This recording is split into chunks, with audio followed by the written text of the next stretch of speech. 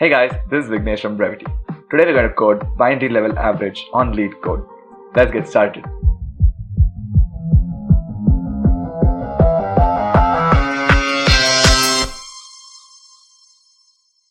The question goes something like this.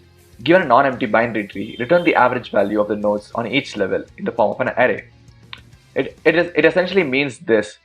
For each level, give the average of the value present in the nodes. That is, for the first level or the 0th level, if you count from 0, the 0th level contains only the root. Hence, the average will be 3.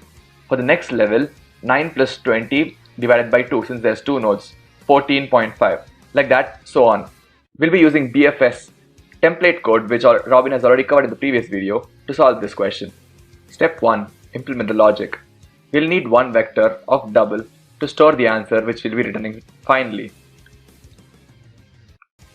Now, since this is a BFS based approach, we'll be needing a queue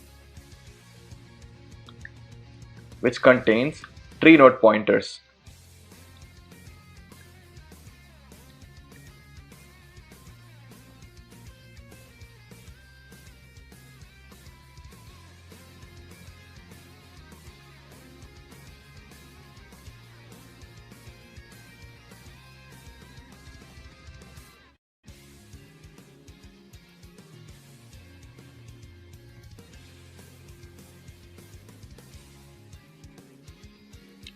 Actually, let's make it into float.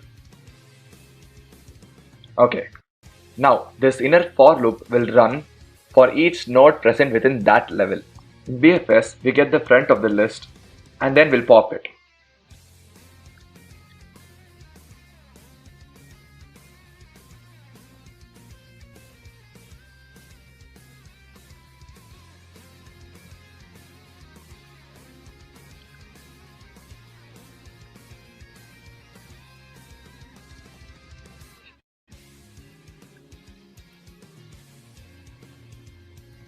Till here was part of the template.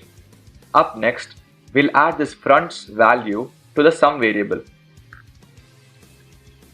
And once this for loop is complete, it means that we've finished the values of one level. Now we can average that level. Okay, my bad. I made a mistake here. I've written the template down wrong. This template is very clearly explained by Robin. So I'll just be implementing that. That's it. Now we can start off this process by adding the root node to the queue. And let's give it a try.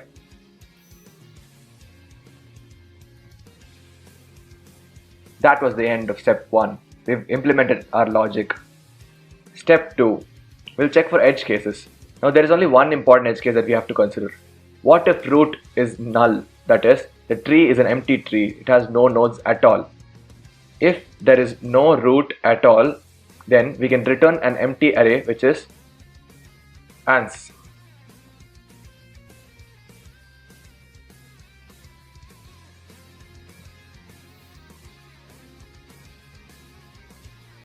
Okay, we've encountered an error.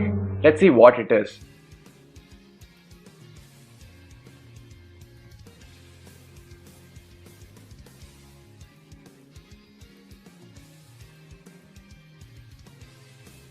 When you compare the expected and our returned output, you can see one big problem.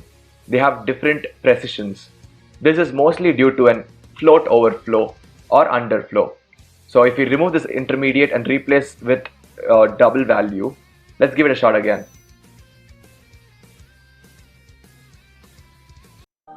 That's it. This is a blazing fast and elegant implementation of BFS. That is the end of step 3, debugging. There is not much of an optimization that we can do for this.